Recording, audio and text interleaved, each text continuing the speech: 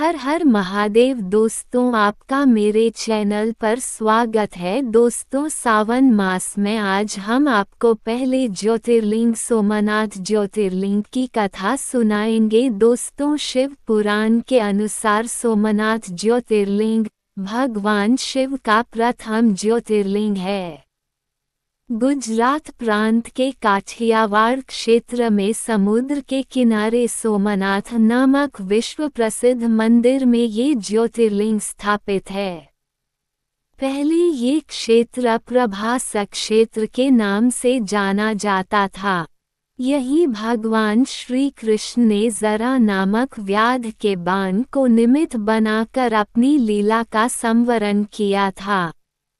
यहाँ के ज्योतिर्लिंग की कथा का पुराणों में इस प्रकार से वर्णन है। दोस्तों, जब दक्ष प्रजापति की 27 कन्याएं थीं, उन सभी का विवाह चंद्रदेव के साथ हुआ था, किंतु चंद्रमा का समस्त अनुराग व प्रेम उनमें से केवल रोहिणी के प्रति ही रहता था।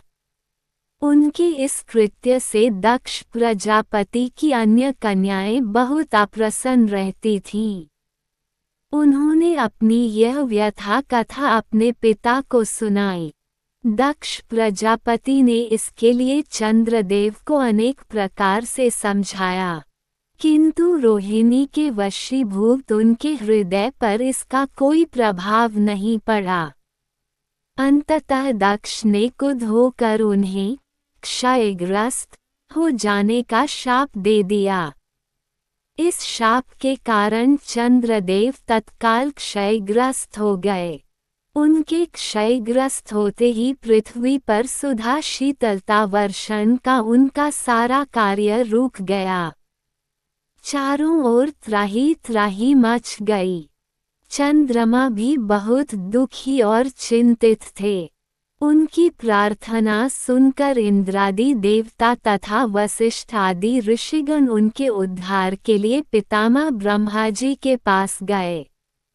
सारी बातों को सुनकर ब्रह्मा जी ने कहा, चंद्रमा अपने शाप विमोचन के लिए अन्य देवों के साथ पवित्र प्रभास क्षेत्र में जाकर मृत्युंजय भगवान शिव की आराधना करें। उनकी कृपा से अवश्य ही इनका शाप नष्ट हो जाएगा और ये रोगमुक्त हो जाएंगे। उनके कथनानुसार चंद्रदेव ने मृत्युंजय भगवान की आराधना का सारा कार्य पूरा किया। उन्होंने घोर तपस्या करते हुए 10 करोड़ बार मृत्युंजय मंत्र का जप किया। इससे प्रसन्न होकर मृत्युंजय भगवान शिव ने उन्हें अमरत्व का वर प्रदान किया। उन्होंने कहा, चंद्रदेव, तुम शोक न करो। मेरे वर से तुम्हारा शाप मोचन तो होगा ही, साथ ही साथ प्रजापति दक्ष के वचनों की रक्षा भी हो जाएगी। कृष्ण पक्ष में प्रतिदिन तुम्हारी एक एक कला क्षीण होगी, किंतु पुनः शुक्ल पक्ष में उसी क्रम से तुम्हारी एक एक कला बढ़ जाया करेगी। इस प्रकार प्रत्येक पूर्णिमा को तुम्हें पूर्ण चंद्रत्व प्राप्त होता रहेगा। चंद्रमा को मिलने वाले इस वरदान से सारे लोकों के प्राणी प्रसन्न हो उठे। सुधाकर चंद्रदेव पुनः 10 दिशाओं में सुधा वर्षण का कार्य पूर्ववत करने लगे।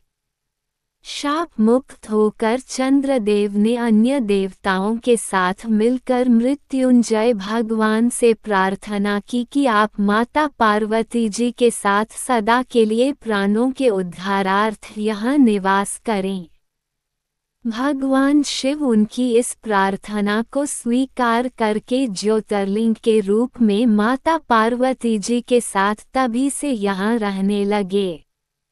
पावन प्रभास क्षेत्र में स्थित इस सोमनाथ ज्योतिर्लिंग की महिमा महाभारत, श्रीमद्भागवत तथा स्कंद पुराण आदि में विस्तार से बताई गई है।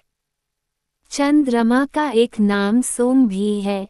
उन्होंने भगवान शिव को ही अपना नाथ स्वामी मानकर यहाँ तपस्या की थी।